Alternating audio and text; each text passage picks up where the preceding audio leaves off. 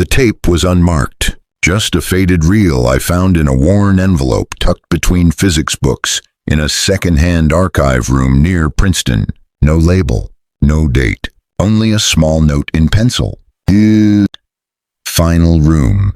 I played it expecting static, but then the voice came through, low, slow, and unmistakable. Albert Einstein. Not at a podium, not in a classroom, but alone, in a hotel room in New York City, months before his passing, speaking not to students or scientists, but to someone like me, someone who asked the one question he'd never answered publicly. Do you believe the soul survives death? His voice was weary, but not from age, from restraint, as if he'd held back too long, and the pressure of silence had finally cracked. I feared saying these things, he told me, not because I doubted them, but because the world wasn't ready to hear them from me. There was a soft rustle of paper. He handed me a yellowed letter, creased, handwritten, addressed only as to a mother who lost her child. Energy cannot be destroyed. He had written in it, only transformed. If love is a form of energy, and I believe it is, then it does not vanish. It changes shape. It waits. He looked at me then, not as a scientist, but as a man who had seen too much. We are not just bones and blood. That is too crude a model for what lives behind the eyes. I asked him carefully if he believed in something like a soul. He paused, then closed his eyes, like he was touching a place far older than memory. Consciousness is not born in the brain, he said. The brain receives it like a radio tunes to a signal. But the signal exists whether the radio is working or not. I wrote that down, then looked up. He was smiling faintly. People think physics has no soul, he continued. But the universe, if you study it long enough, begins to resemble not a machine, but a question, a very old one. He stood slowly and walked toward the window. Rain was falling on the street below, soft, rhythmic. For a long moment, he said nothing. Then, in almost a whisper, when my first wife died, I saw her in a dream, not like a memory, not like an image. She was there, and she was aware. The next morning, I told myself it was grief, a projection. But I've had that same dream 3 more times, and she always looks older, as if she is living elsewhere, evolving. I asked him, "Do you believe in reincarnation?" He turned, looked me in the eyes. "Yes," he said, "but not the cartoon version, not karma points, not punishment. I believe we return to complete vibrations we did not finish. We are not punished for our mistakes. We are given time to understand them." That silence again. Then he walked back to the table and opened a small leather journal. Inside, a sketch, a spiral, something between a galaxy, a fingerprint, and the golden ratio. "This," he said, tapping the page, "is how I imagine the motion of a soul through space-time. Not a straight line, not a single life. A spiral, ever deepening, ever remembering." I wanted to say something, but how do you respond when the man who changed our understanding of time and space is now talking about the memory of the soul? He saw my hesitation. "You think this is sentiment?" he said, "but I tell you this as a physicist. Time is not linear. The future and past coexist in the fabric of space-time. And if memory exists in energy fields, not in matter, then it can return. It can revisit." He looked away, his voice quieter now.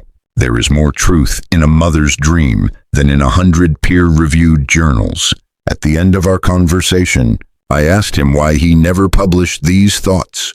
His answer still echoes in me, because they want certainty, and what I have is wonder. But if I must leave one thing behind, let it be this, that love is not bound to the body, that memory is more than neurons, and that the soul, if it exists, does not vanish. It transforms, it travels, it returns. And then he said nothing more. The tape clicked. End of side 1. The next night, I returned. Same room, same lamp, same rain tapping the windows of the New Yorker hotel. Einstein was already seated. This time, a small photograph lay in front of him, worn at the corners. Two men walking side by side through a garden. One of them was clearly Einstein. The other, Carl Jung. He looked up as I sat down. "Do you know what Carl told me once?" he asked. He said, "People will do anything, no matter how absurd, to avoid facing their own soul." His fingers traced the edge of the photo, not out of nostalgia, but respect. Jung was one of the only men I met who dared to speak of the unseen without apology. He told me their conversations had taken place in Switzerland.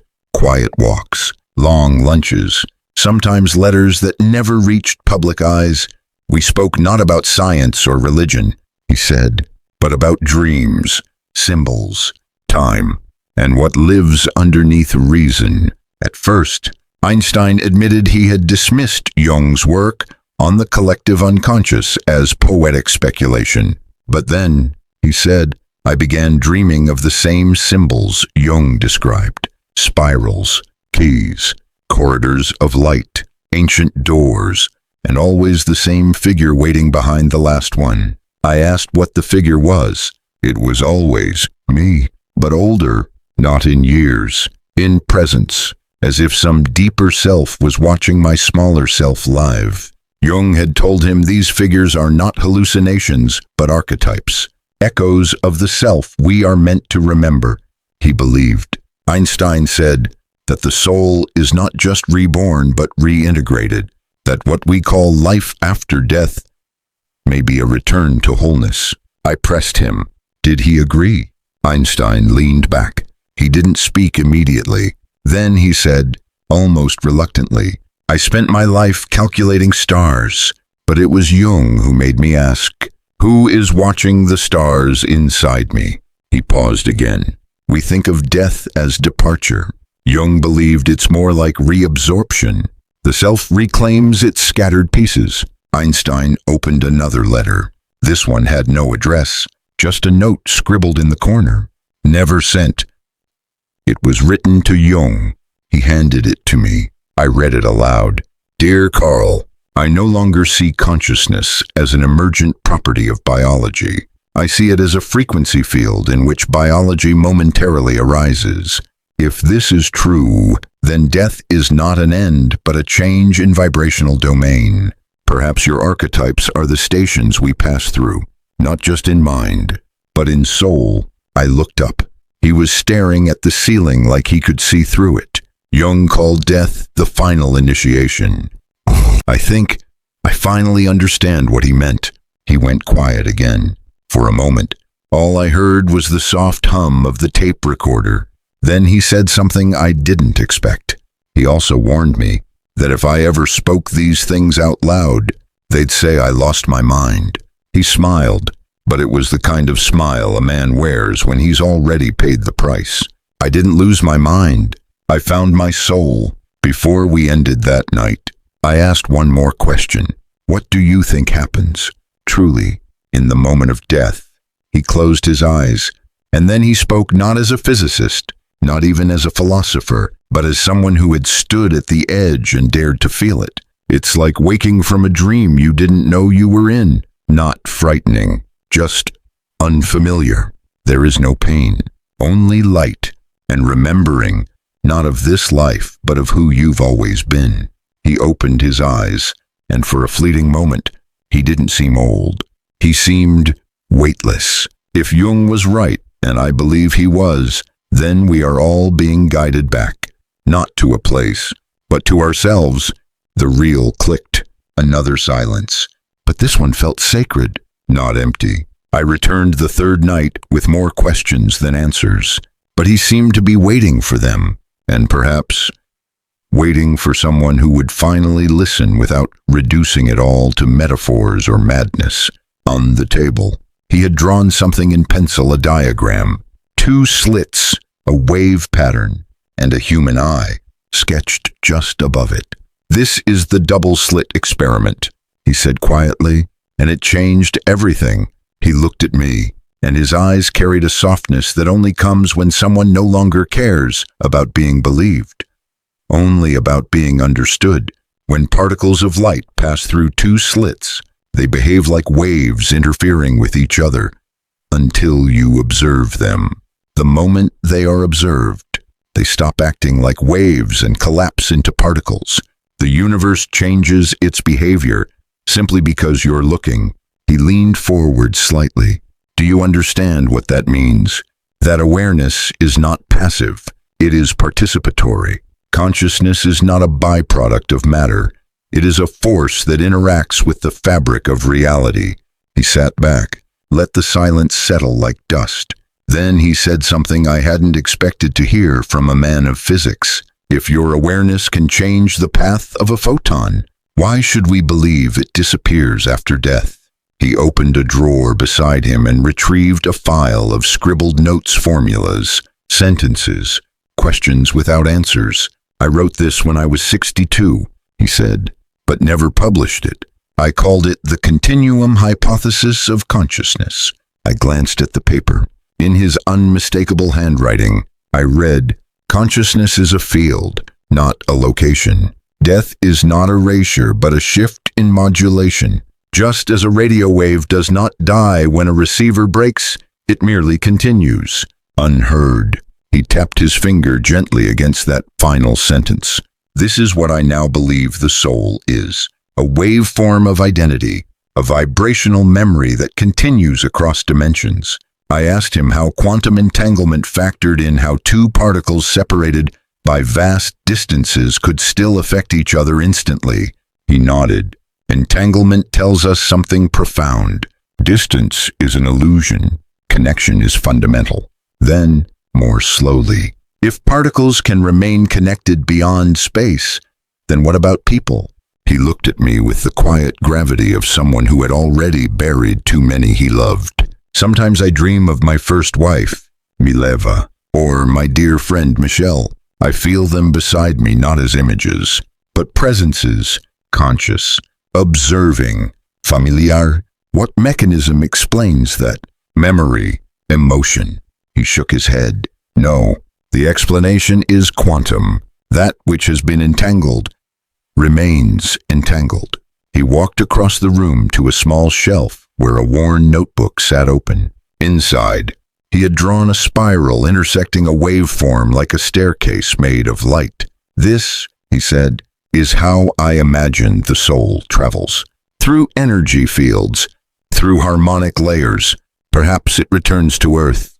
Perhaps it moves elsewhere. But it continues, not in the body, not in name, but in vibration. I asked if he believed this view of the soul aligned with traditional reincarnation, the kind taught in the East. He was quiet for a moment. Then he said, reincarnation is not about reward or punishment. It is the consequence of resonance.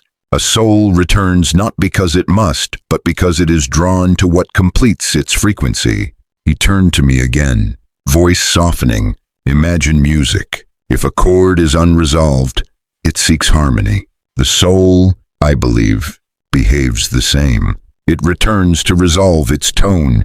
For a moment, we sat in silence again, two men in a quiet room, listening to a truth too large for books.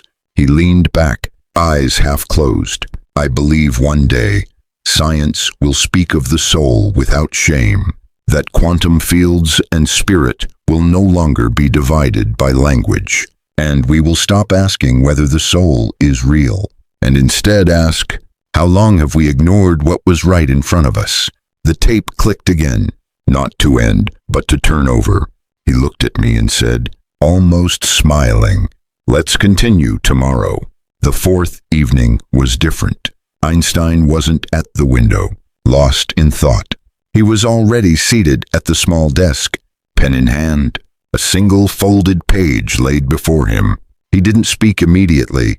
He simply tapped the edge of the letter once, and then looked at me. I never sent this, he said, not because I didn't want to, but because I feared I wasn't ready to understand the response. He handed it to me gently.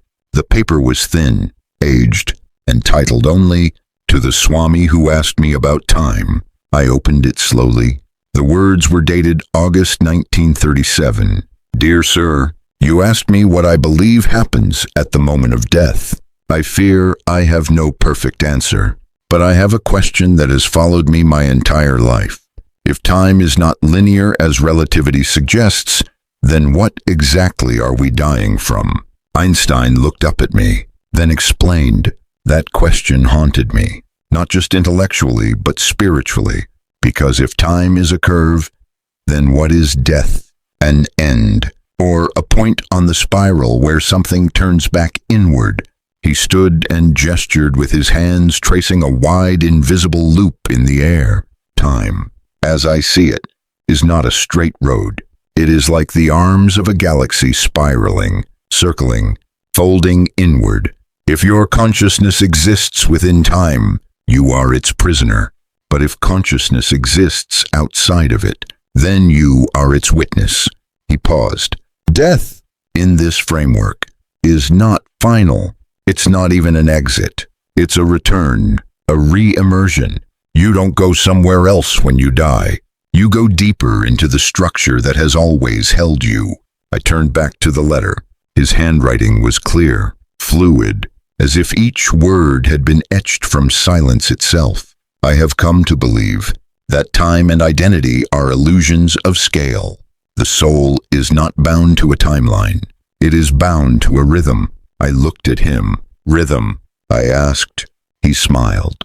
We think in seconds, hours, years, but the soul thinks in lifetimes, in vibrations, in seasons of becoming. He returned to the table, unfolded a second page, a sketch, once again.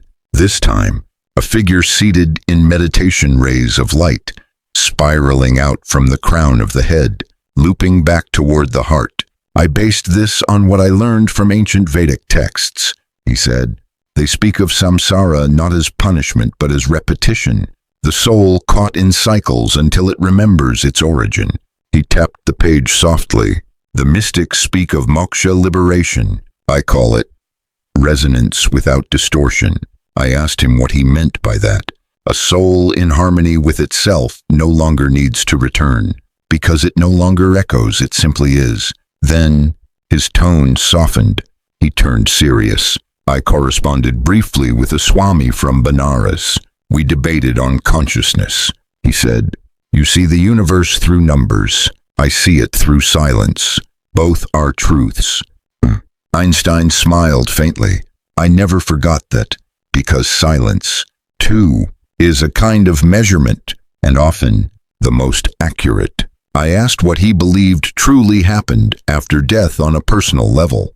He closed his eyes for a long moment, then said, "I believe the soul remembers, not facts or names, but truths." He opened his eyes and looked at me directly. It remembers why it loved, who it couldn't forgive, what it still longs to become. Then, with even more clarity, and if it cannot resolve those notes, it returns, not as punishment, but as music unfinished. He returned to the letter and pointed to its closing lines. "Do not fear death," he wrote, "for it is not your enemy. It is your oldest teacher and your last mirror." The room fell into quiet, but not the kind of quiet that feels empty. It was sacred, heavy with a presence we couldn't name. Then, just before I left, he said one final thing. "You may think I've abandoned science for mysticism, but I haven't. I've simply walked far enough through science to arrive at the beginning of the soul." The fifth night, the light in the room felt different. Not brighter, not dimmer, just more alive. Einstein was sitting quietly, his hands resting on a leather-bound journal.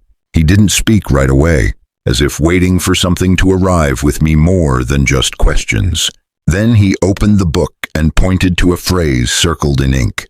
"The soul is not a flame. It is a frequency." He looked up. I wrote that in 1949, but I didn't understand what it meant until much later. I asked him what had changed. He nodded slowly and said, "Light, that's what changed." He reached for a chalkboard near the window on it. a sketch of a sine wave overlapping with the silhouette of a human body. We think of ourselves as solid, but we're not. Our atoms are 99% empty space. What fills the gaps is vibration. He paused. We are not made of matter.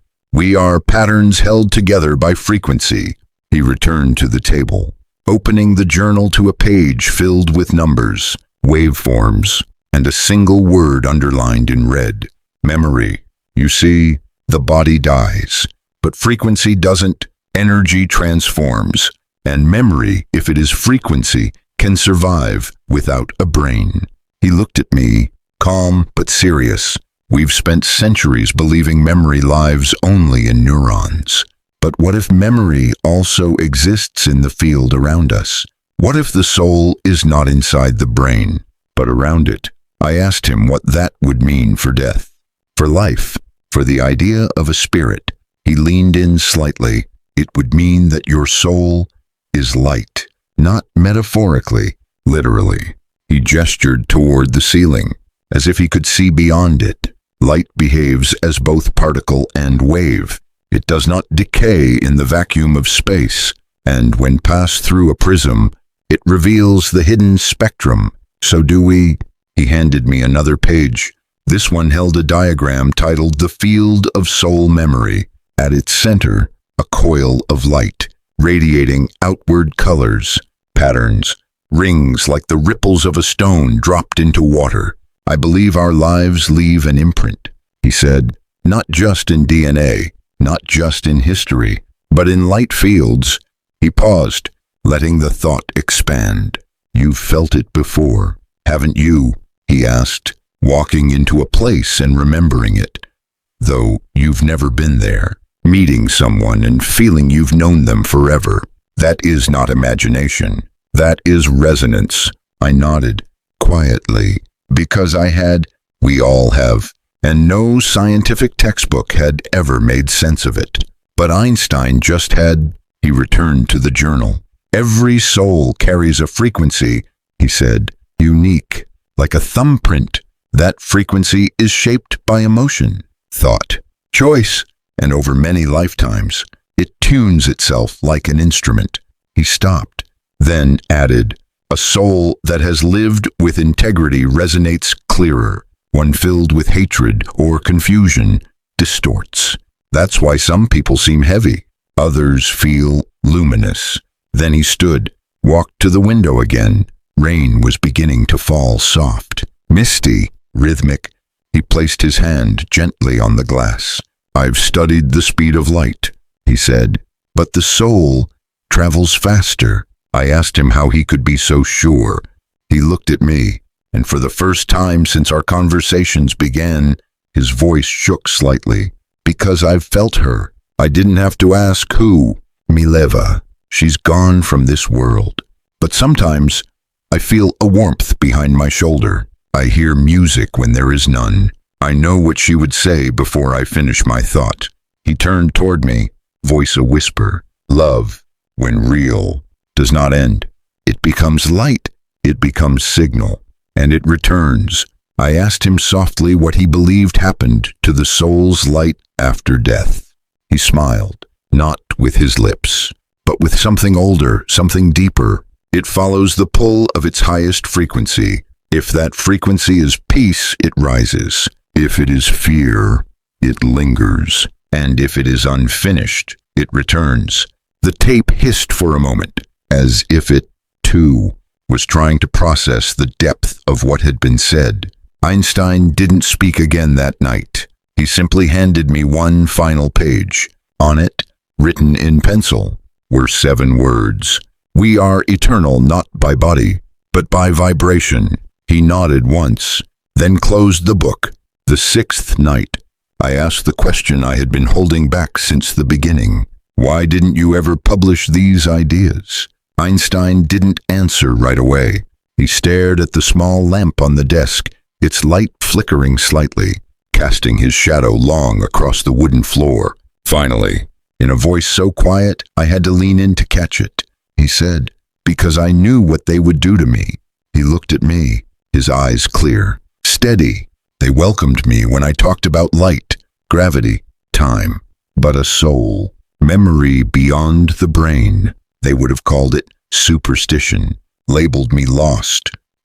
He leaned back slowly in his chair. In science, heresy does not wear robes. It wears intuition.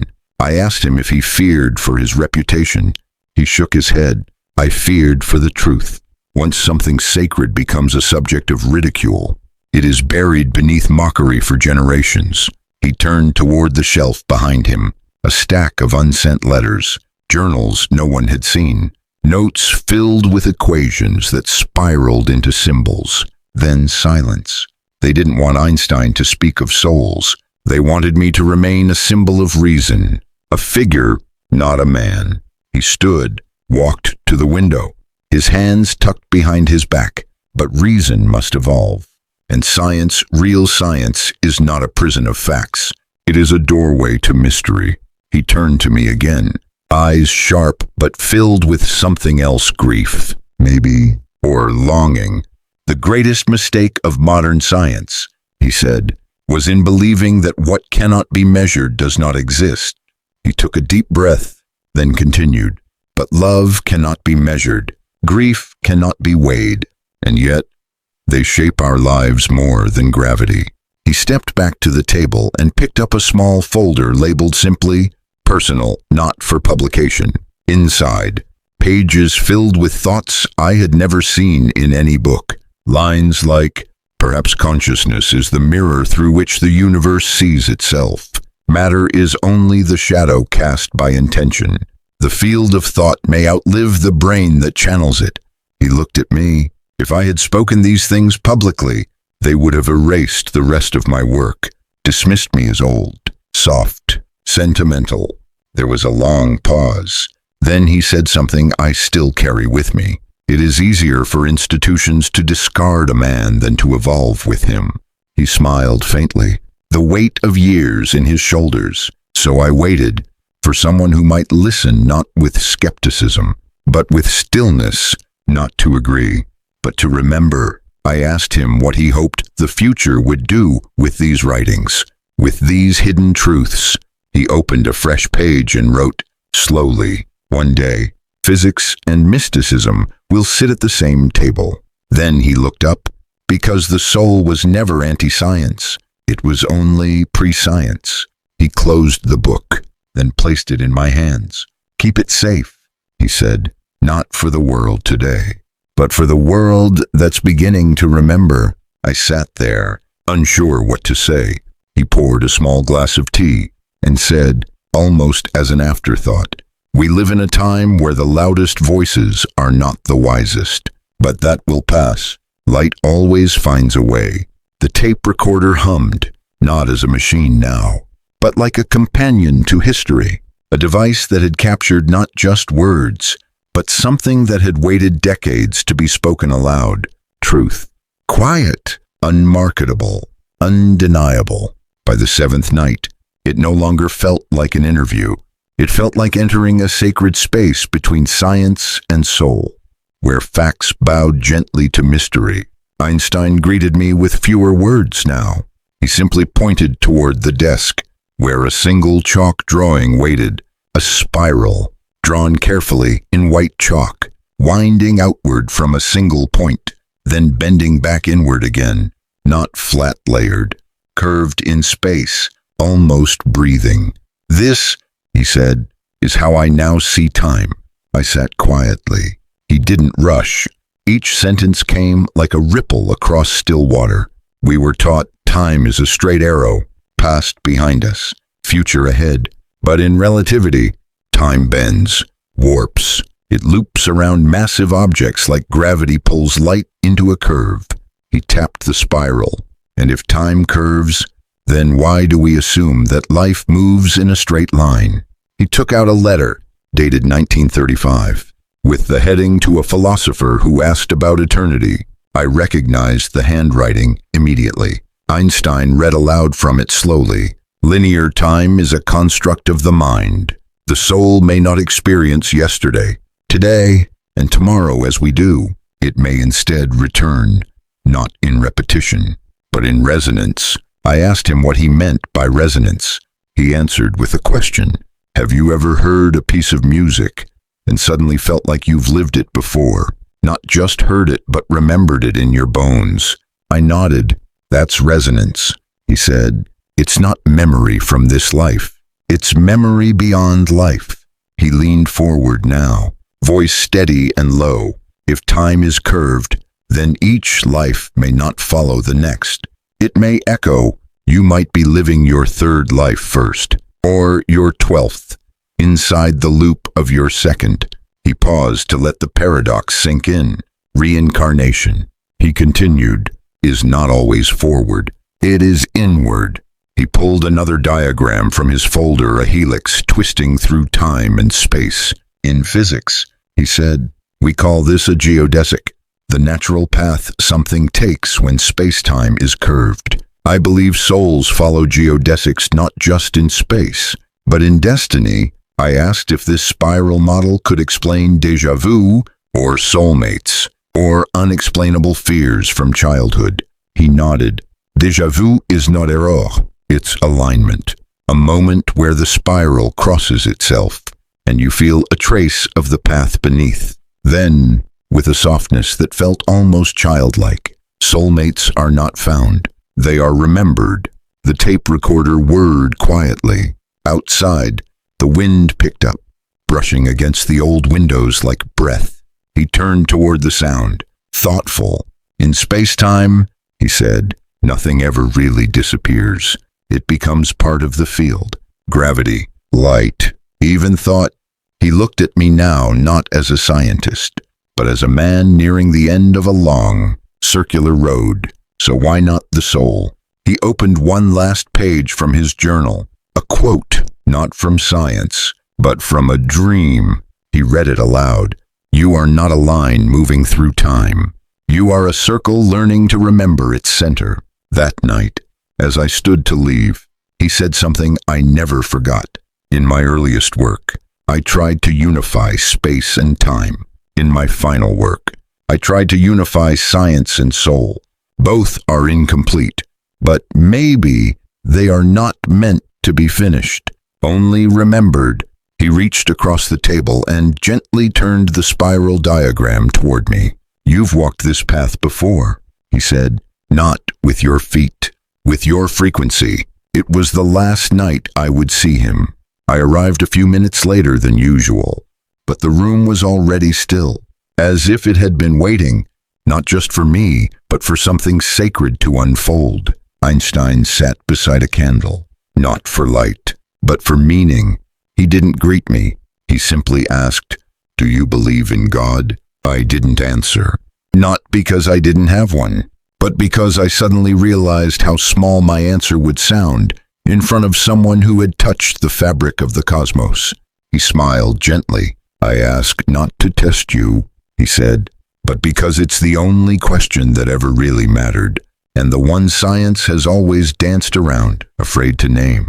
He reached for a folded page resting near the candle. On it, a sentence scribbled in black ink, underlined twice. God is not a person. God is a pulse. He handed it to me. I used to say I believed in Spinoza's God. He said, the God revealed in nature, in order, in elegance. But now, I would say something else. He looked out the window, his voice softening. I believe God is not outside of us, watching. God is the current flowing through all things through light, gravity, breath, memory, and longing. I asked him what he thought God wanted from us, if anything. He shook his head. Nothing. God doesn't need our worship. God is not a judge or a king. God is a field, an intelligence that sings us into existence and listens to how we sing back. Then he added, almost whispering, and the only thing that brings us closer to that field is love. I looked at him. He was tired, but not weak. He radiated the quiet strength of someone who had stopped fighting to prove anything. Love, he said again, is the only thing that bends time more powerfully than gravity. It pulls across lifetimes, across galaxies. It is the code beneath all equations. He closed his eyes for a moment. When he opened them, they glistened. When Mileva died, I asked the universe to send me one last message from her. I didn't hear a voice. I didn't see a ghost. I just felt peace, a wave that moved through me so gently. I wept without knowing why. He looked down at his hands. Science never taught me how to hold sorrow, but love did. He stood, slowly, walked to a chest in the corner of the room, opened it, and pulled out a sealed envelope. I wrote this for humanity, he said, but I never mailed it, because I wasn't sure the world would recognize truth if it wasn't written in numbers. He placed it in my hands. The envelope read, "To the ones who remember." I asked him, "What do you hope we remember?" He turned back toward the candle, watched the flame flicker, then said, with the weight of a man who had lived lifetimes in a single one, that we are not bodies with souls. We are souls, briefly wearing bodies. He walked to the window, and I followed his gaze. The rain had stopped. The streetlights shimmered on the pavement like stars fallen to earth. Then he said something I will never forget. I do not fear death. I fear forgetting who I am when I get there. I asked him one last time, "What do you believe happens at the very end?" He smiled not with his lips, but with a light that moved through him. I believe we rise, not upward, but inward, into the source that dreamed us, and we remember that love was the lesson, and God was the listener. The tape recorder clicked, the candle burned low, and Albert Einstein, the man who rewrote our understanding of time and space, had just given voice to something deeper, the soul's quiet return to what it never truly left. This was never just an interview. It was a confession, a remembering, and if you are hearing these words now, perhaps some part of you already knew them, not with your mind, but with the part of you that does not age, the part that came before your name, the part that will return home, when all stories fall silent. If these words have stirred something within you, not as knowledge, but as remembrance, then maybe, just maybe, you didn't find this video by accident. Perhaps this was a letter meant for you, delivered not by post, but by resonance. If Einstein, who spent his life decoding the stars, came to believe the soul was real, then maybe it's time we, too, begin listening to the silence behind the formulas. If this journey meant something to you, let it continue. Share it, reflect on it, and above all, live in a way that your frequency becomes your legacy, because the soul doesn't end, it echoes, and somewhere, in the spiraling rhythm of time, your light is still becoming. Soft pause. Subscribe if your heart feels called to. This channel is a space for stories that remind us we are more than flesh and never truly alone. We do not travel through time. Time travels through us, revealing, with each return, what we've always been.